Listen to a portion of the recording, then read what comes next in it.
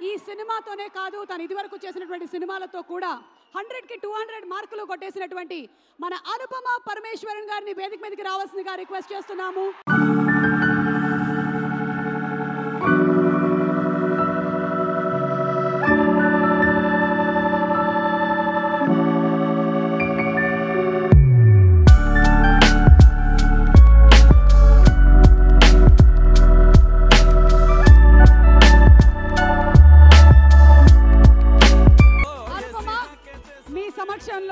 You being on stage ఒక అందమైన అమ్మాయి మాట్లాడబోతుందంటే మీరందరూ చాలా క్రమశిక్షణతో వింటారు అని. అనుపమ మీరు ఒక్కసారి గనక నిశ్శబ్దాన్ని పాటిస్తే మాట్లాడుతుందంట. రెడీయా? 1 2 3 అంటాను, సైలెంట్ అయిపోవాలి. ఓకే, 1 2 3.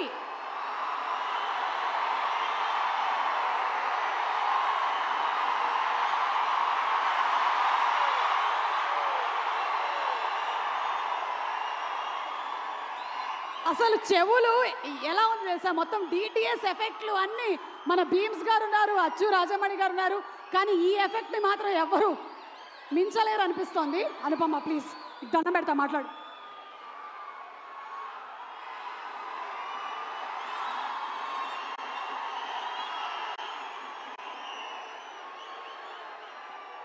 అందరికీ నమస్కారం.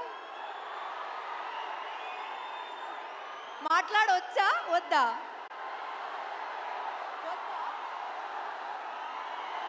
ఓకే సరే, మాట్లాడట్లేదు. సుమా గారు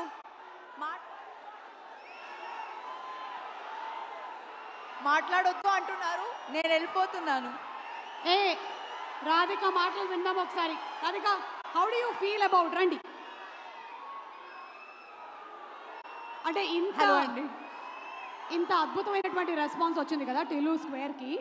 9 డేస్లో ఒక 2 minutes మాట్లాడొచ్చా? అది కూడా వద్దా? ఒక్కటే, మీరు నా పాలసీ 1 minute మాట్లాడుతున్నాను. Thank you so much for the love. నేను మీ టైం వేస్ట్ చేయట్లేదు. అండ్ ఎన్టీఆర్ గారు, thank you so much for coming here.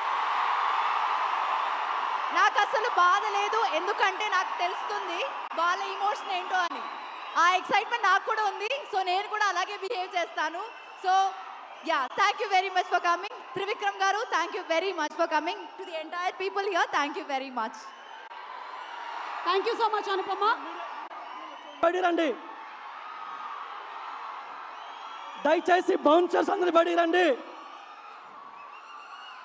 Bouncers and videographers please, photographers